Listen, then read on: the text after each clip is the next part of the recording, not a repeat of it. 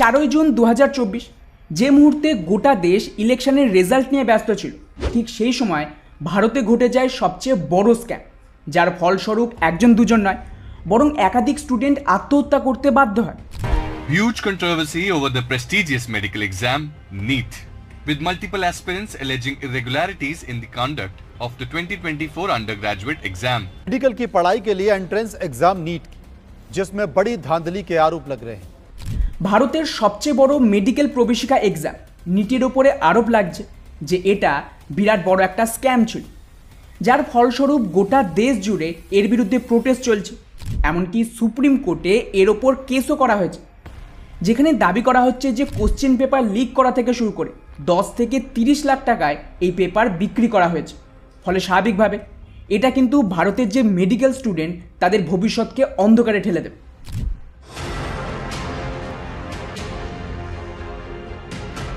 640-650 तक के लोगों को नहीं मिल रहा है कॉलेज, और जो डिजर्विंग नहीं है उनको नंबर मिल रहा है। 100-150 नंबर बढ़ा के दे रहे हैं। बच्चे 720 में से 720 ला रहे हैं, फिर भी उसको दिल्ली का एम्स नहीं मिल रहा है। और जो मेहनत करके 650 लाया उसको सीट नहीं मिल रही है। ये तो फिर हमारे फ्यूचर के साथ खिलवाड़ किया जा रहा है ना, इसमें हमारी तो कोई गलती नहीं है।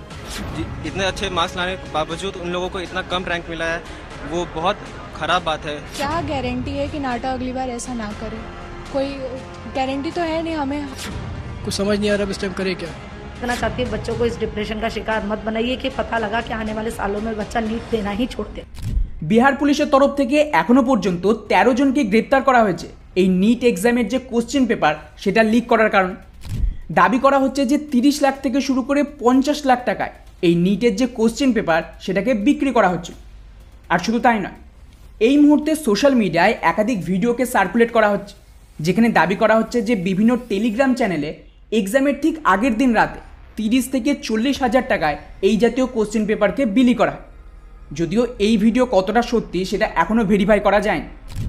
অন্যদিকে আবার এনটিএ, যারা গোটা দেশ জুড়ে এই নিট এক্সামকে কন্ডাক্ট করায়, তাদের দাবি যে না, এমন কিছুই হয়। ওরা তো এটা মানতেই রাজি নয় যে এখানে কোশ্চেন পেপার লিক হয়েছে বা কোশ্চেন পেপারকে টাকার বিনিময়ে বিক্রি করা হচ্ছে। ওরা বলছে যে সোশ্যাল মিডিয়া এবং এই জাতীয় মিডিয়ার তরফ থেকে একটা নতুন হাইপ তৈরি করা হয়েছে এদেরকে বদনাম করার জন্য। কিন্তু মুশকিল হলো এই ধরনের ঘটনা ভারতের কোনো একটা রাজ্য বা কোনো একটা শহরের নয়।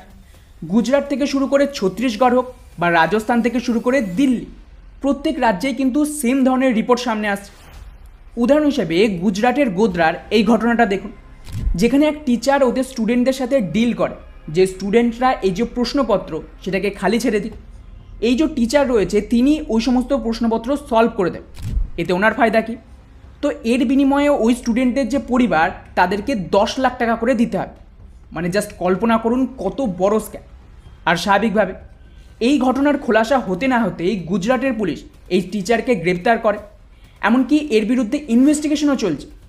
আর এই ইনভেস্টিগেশনের দরুন এখানে সামনে আসে যে এই টিচারের কাছে মোটামুটি 7 লাখ টাকা পাওয়া গেছে, যেটা ওই স্টুডেন্টের পরিবার টিচারকে দিয়েছিল অ্যাডভান্স হিসেবে। আর এই সমস্ত ঘটনার পর এখানে কোনো সন্দেহ নেই যে এই নিট এক্সামে স্ক্যাম তো হয়েছে, কিন্তু শুধুমাত্র দুর্নীতি নয়, এই গোটা এক্সামটাই নিজের মধ্যে বিরাট বড় একটা ফেলিয়ার ছিল। উদাহরণ হিসেবে হরিয়ানার এই ঘটনাটা দেখুন। হরিয়ানার একটা এক্সাম সেন্টারে ওখানকার যে স্টুডেন্ট তাদেরকে একই সাথে দুটো আলাদা আলাদা পেপার দেওয়া হয় এক্সামের ক্ষেত্রে। আর এখানে কনফিউশন তৈরি হয় যে এর মধ্যে কোনটা অ্যাকচুয়াল পেপার। এবং এইভাবেই বেশ কিছুটা সময় কেটে যাওয়ার পর ফাইনালি ওখানকার যে টিচার ছিল তাদের তরফ থেকে ক্ল্যারিফাই করা হয় যে কোনটা অ্যাকচুয়াল এক্সাম পেপার। আর সবচেয়ে ইন্টারেস্টিং বিষয়, এই ভুল যেহেতু ওখানকার টিচারদের তরফ থেকে হয়েছে, কিন্তু তা সত্ত্বেও ওই স্টুডেন্টদের অতিরিক্ত টাইম দেওয়া হয়নি এই এক্সামে লেখার জন্য। ওদিকে রাজস্থানের অবস্থা তো আরও খারাপ। এখানে একটা এক্সাম সেন্টারে যেখানে প্রত্যেকেই হিন্দি মিডিয়ামের স্টুডেন্ট ছিল, কিন্তু ওদেরকে দেওয়া হয় ইংলিশ মিডিয়ামের পেপার। আর স্বাভাবিকভাবে একটা হিন্দি মিডিয়ামের ছাত্রর পক্ষে কোনোভাবে ইংলিশে এক্সামের উত্তর দেওয়া অসম্ভব ব্যাপার।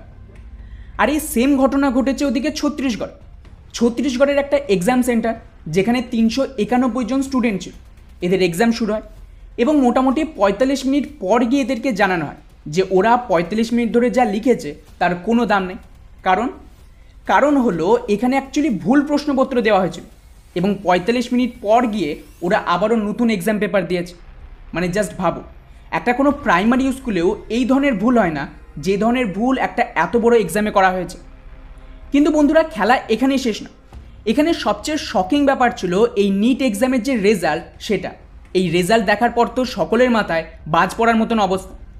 ভারতের ইতিহাসে এই প্রথমবার নিট এক্সামের যে রেজাল্ট, সেখানে একজন দুজন নয়, একসাথে 67 জন টপ করেছে।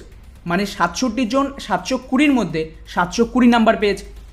কিন্তু এবার এখানে আপনাদের হয়তো প্রশ্ন থাকতে পারে যে ঠিক আছে, এবারে স্টুডেন্টরা হয়তো বেশি মেহনত করেছে, অনলাইন কোচিং ক্লাস রয়েছে, তার জন্য এই জাতীয় এক্সাম হয়তো আরও সহজ হয়েছে।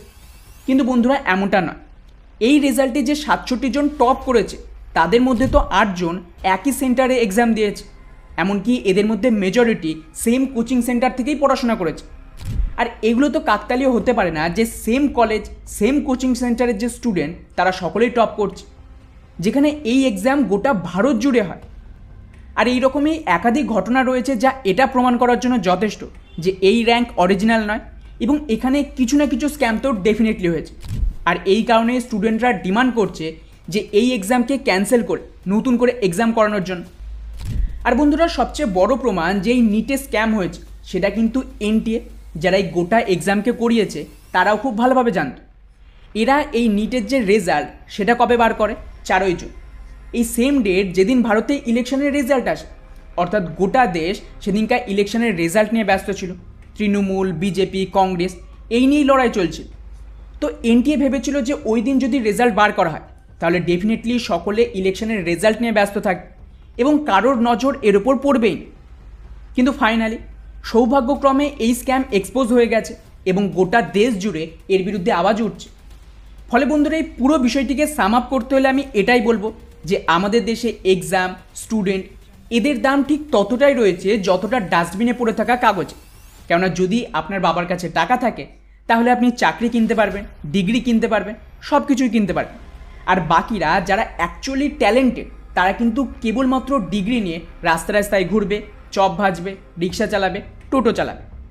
বাকি এই পুরো বিষয়টিকে নিয়ে আপনাদের কি মনে হয় নিচে অবশ্যই কমেন্ট করে জানাবেন। জয় হিন্দ।